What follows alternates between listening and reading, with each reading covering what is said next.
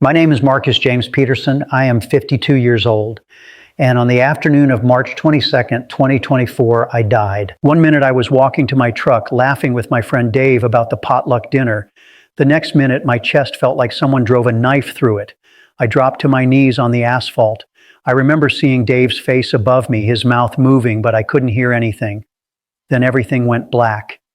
Before that night, I was just a regular guy. I managed a hardware store in Tulsa, Oklahoma. Been married to my wife Linda for 28 years. We had 3 kids, 2 in college, 1 still in high school. Every Sunday you'd find me in the 3rd row at First Baptist, same seat for 15 years. I taught Sunday school to the middle schoolers, led men's prayer group on Saturdays. I thought I knew everything about faith. I thought I understood what church was supposed to be. I was wrong about so many things. The pain stopped instantly, just gone, like turning off a switch. I found myself floating above my body. It sounds crazy, but I was looking down at myself, lying there on the parking lot. Dave was doing CPR. People were running out of the church. Someone was crying. I think it was Pastor Rick's wife, Janet. I could see the church's cross lit up against the dark sky, but I wasn't scared. That's what surprised me most. I should have been terrified, right? Instead, I felt this strange pull, like something was calling me upward, not with words, just calling. The parking lot got smaller below me. Then I couldn't see it anymore. I was moving through something, not a tunnel exactly, but like space that wasn't space, colors that don't exist here, sounds that weren't really sounds, but more like feelings you could hear. I remember thinking, this is it. I'm actually dying. Then the movement stopped. I was standing in a place that wasn't really a place. It was light, but not bright in a way that hurt your eyes.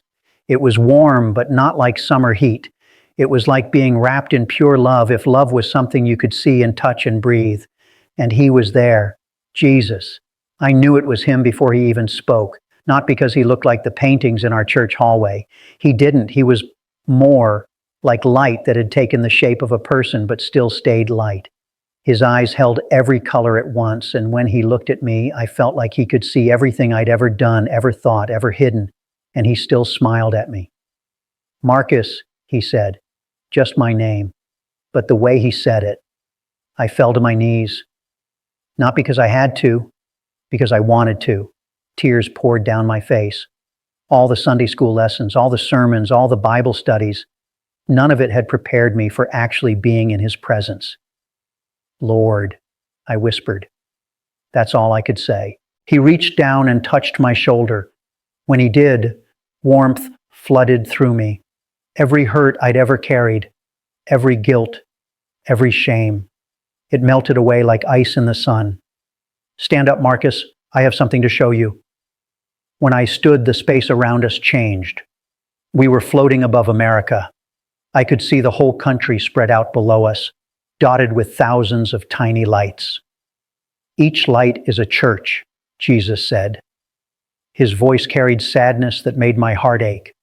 As I watched, some of the lights began to dim, then more, like watching Christmas lights slowly burning out one by one. Lord, what's happening to them? Come, see. Suddenly we were inside a massive church, beautiful building, expensive sound system, comfortable seats. There were hundreds of people there, hands raised, singing. It looked perfect. But Jesus shook his head. Look closer, Marcus. Look with spiritual eyes. When I looked again, I gasped. The building was the same, but now I could see darkness, like shadows moving between the people. The praise songs were there, but so many hearts were cold, empty, going through motions. They have forgotten me, Jesus said. They gather in my name, but their hearts chase other things. The scene changed. Another church. This one was arguing. I could see the anger like red flames jumping from person to person. They were fighting about politics, about money, about who should be in charge. The cross on the wall seemed so small behind all that rage. They wear my name like a banner, Jesus said, but they do not carry my love. Another scene. A small church this time. The pastor was preaching, but the words coming from his mouth, they weren't about Jesus at all. They were about prosperity, about getting rich, about God being a vending machine for blessings. The people's eyes glowed with greed. not worship. They have made me into their golden calf, Jesus said. We moved through church after church. Some were full of people, but empty of his presence. Some preached rules and judgment, but forgot mercy. Some chased miracles and experiences, but ignored his word. Some were so busy with programs and events that they never actually prayed. This is coming, Marcus, Jesus said, a great falling away. Churches will keep their buildings, their programs, their Sunday services, but many will lose me in the process. But Lord, I said, surely not all of them. He smiled then, and warmth returned to his eyes. No, not all. The scene changed again. Now I saw different churches, smaller ones mostly. Some met in homes, some in old buildings with peeling paint, some were in the poorest neighborhoods. But these churches glowed differently. The light was pure, white, strong. I saw people on their knees, really praying, not just saying words, but crying out to God with everything they had. I saw them sharing their food with homeless families. I saw them visiting prisons, caring for orphans, sitting with the dying. I saw pastors who lived simply, who knew their sheep by name, who spent hours in prayer before they ever stepped behind a pulpit.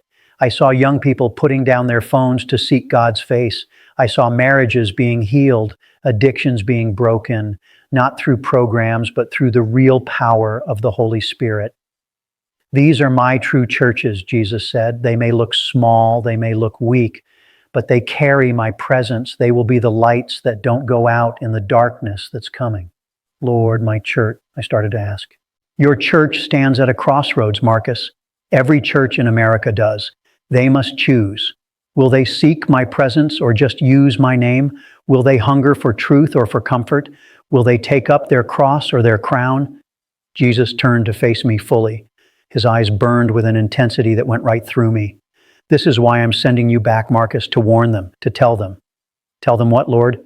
Tell them that I'm coming back, but I'm not coming for buildings or programs or perfect worship teams. I'm coming for hearts that truly love me. Tell them that time is shorter than they think. Tell them that playing church won't be enough when the shaking comes. What shaking, Lord? He showed me. I saw economic troubles hitting America. I saw churches losing their tax-exempt status. I saw popular pastors falling into scandal. I saw congregations splitting over issues that had nothing to do with the gospel. I saw the government making it harder to preach truth. I saw people leaving churches by the millions because they realized they'd never really met me there. But those who know me, Jesus said, those who really seek my face, who pray in secret, who love without conditions, who stand on my word when the world calls them foolish, they will shine like stars in the darkness. They will be my witnesses in the hardest times America has ever seen. Lord, I don't want to go back. Let me stay here with you. He pulled me close. I'd never felt such love. It was like being hugged by peace itself. I know, Marcus, but your work isn't finished. Linda needs you. Your children need you. And my churches need to hear what you've seen. Some will listen. Many won't. But you must tell them anyway. What if they don't believe me? Tell them to test it against my word. Tell them to get alone with me and ask me themselves. Tell them to look at their churches with honest eyes. Are they building my kingdom or their own? Are they making disciples or just church members? Do they love like I love, or do they just talk about love? Jesus showed me more things. I saw prayer meetings that started with 5 people growing to hundreds. I saw teenagers putting down drugs to pick up Bibles. I saw churches selling their fancy buildings to feed the poor. I saw racial walls coming down as believers chose love over division. But I also saw darker things. I saw famous Christian leaders exposed for secret sins. I saw churches turned into entertainment centers where his name was barely mentioned. I saw the prosperity gospel spreading like cancer, telling people that faith was about getting rich instead of taking up a cross. The testing is beginning now, Jesus said. Every church, every believer will have to choose comfort or cross, popularity or truth, my way or the world's way dressed up in religious clothes. He showed me specific things about the American church, the obsession with numbers, counting attendance instead of changed hearts. Churches would brag about how many came on Sunday, but never ask how many were truly following him Monday through Saturday. The celebrity pastor culture, where men were lifted up like idols, where people followed personalities instead of Jesus. I saw these pedestals crumbling, and many losing faith because they'd built it on men instead of on him. The political confusion, churches so tangled up in politics that they couldn't tell the difference between God's kingdom and earthly power. They fought for laws while ignoring hearts. They chose sides in human conflicts and forgot they were supposed to be ambassadors of heaven. The entertainment addiction, services designed to make people feel good for an hour but never challenge them to change. Fog machines and light shows but no presence of the Holy Spirit. Messages that tickled ears but never pierced hearts. These churches will not stand in the storm that's coming, Jesus said. They are built on sand. Then Jesus looked at me in a way that felt like he was looking at everyone who would ever hear my story. Tell them this, Marcus, I have not changed. I am still looking for those who will worship me in spirit and in truth. I still move when 2 or 3 gather in my name. Really gather, not just meet in a building. I still hear the prayers prayed in closets. I still honor faith the size of mustard seeds. Tell them to return to their first love. Tell them to remember why they first came to me, not for blessings or success or to feel good about themselves, but because they were lost and I found them, because they were dying and I gave them life. Tell the pastors to stop trying to build their kingdoms and build mine instead. Tell them to stop counting offerings and start counting souls truly saved. Tell them to get out from behind their desks and into the streets where the hurting are. Tell the church members to stop shopping for churches like they're shopping for coffee. Plant yourself, serve, give, love the difficult people. Stay when it's hard. That's how you grow. Tell the young people that following me isn't about finding the perfect church with the best band and the coolest pastor. It's about dying to yourself daily. It's about choosing me over everything the world offers. Before sending me back, Jesus showed me one more thing. I saw small groups of believers gathering in homes, praying with desperation. I saw them studying His Word like their lives depended on it, because they would. I saw them caring for each other in ways that made the world take notice. These are the churches that will survive, he said, not because they're perfect, but because they're mine. They may not have buildings, they may not have programs, but they have me, and that's enough. Lord, how will people know which churches are real and which are just playing? By their fruit, Marcus. Do they produce people who look like me? Do they love the unlovable? Do they speak truth even when it costs them? Do they pray like they actually believe I'm listening? Do they read my word like it's food for their souls, not just religious homework? And most importantly, is my presence there? Not emotional music that makes people cry, not great sermons that make people think. My actual presence that changes hearts, breaks chains, and makes all things new. He touched my forehead and I felt knowledge pouring into me. Things I needed to remember, things I needed to share. Tell them one more thing, Marcus. I'm not angry with my churches. I'm grieved. Like a husband whose wife has forgotten how to love him, I'm calling them back. But the window for easy return is closing. Soon returning to me will cost everything. But those who pay that price will find that I'm worth it all. I don't want to leave, I said again. The thought of going back to the world after being here with him, it was like asking someone to leave paradise for a garbage dump. I know, he said gently. But Marcus, people need to hear this. Your story will wake some up. It will confirm what others have been sensing in their spirits. And for those who reject it, their rejection is also part of my plan. Everyone must choose. He hugged me one more time. In that hug, I felt strength pouring into me, courage for what was ahead. When you feel weak, remember this moment, he said. Remember that I'm more real than anything in that temporary world. Remember that every sacrifice for me is worth it. Remember that I'm coming back, and when I do, those who stayed faithful will shine like the sun. The light around me started to fade. I was moving backward, away from him. Wait, I called out. When? When are you coming back? Tell them to live ready, he said. Tell them to live like I could come today, but work like I won't come for years. Tell them the signs are all around them if they have eyes to see. But most importantly, tell them to know me, not about me, to know me. Pain exploded through my chest. Someone was pounding on me. Electricity shot through my body. I gasped, sucking in air that felt like fire in my lungs. We got him back. Lights everywhere, so bright they hurt. Someone was crying. Multiple people were talking at once. I was on something moving, a gurney. We were inside. Hospital smell hit me, that mixture of disinfectant and fear that every hospital has. Sir, can you hear me? Sir, squeeze my hand if you can hear me. I squeezed, weakly. Everything hurt. My body felt like it weighed 1,000 pounds. But worse than the physical pain was the spiritual ache. I had been with Jesus, perfect love, perfect peace. And now I was back in this broken world with its fluorescent lights and beeping machines.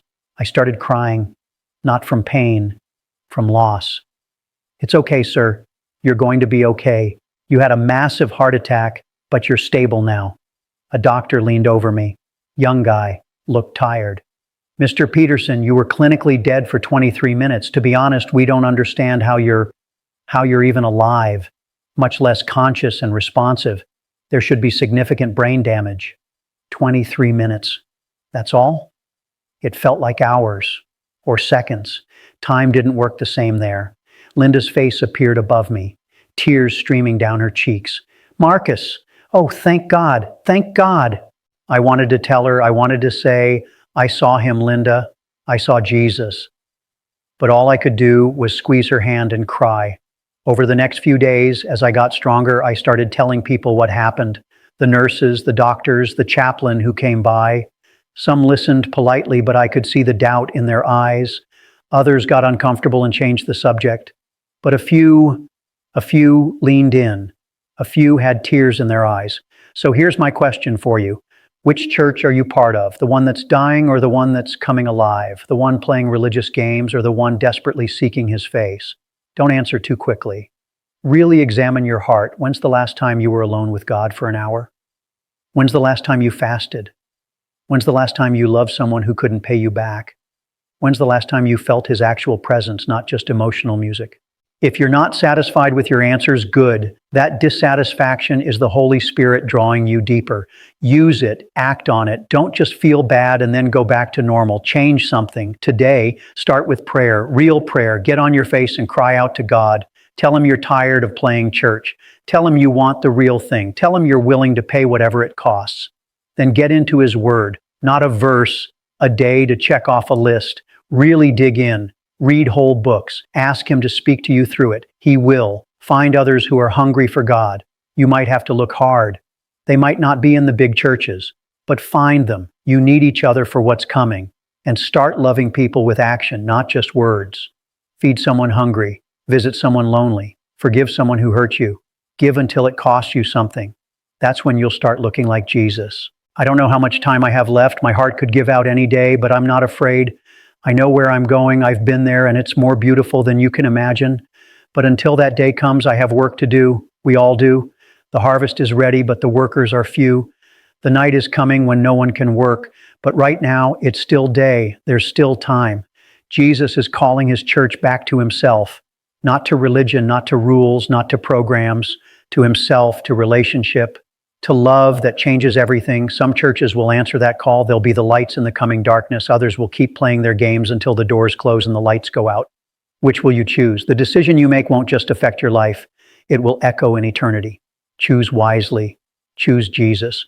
Choose him over comfort, over popularity, over safety, over everything. Because I've seen him. I've been held by him. And I'm telling you with everything in me, he's worth it all. The American church is about to go through its greatest test. Only those built on the rock will stand. Only those who really know him will endure. Only those who love him more than life itself will overcome. But for those who do, for those who do, the glory that's coming will be worth every sacrifice. The joy that's waiting will erase every tear. The crown that's prepared will make every cross seem light. Jesus warned me about the future of American churches because he loves us. He wants us to be ready. He wants us to return to him while there's still time. This is your warning. This is your invitation. This is your moment to choose. What will you do with it?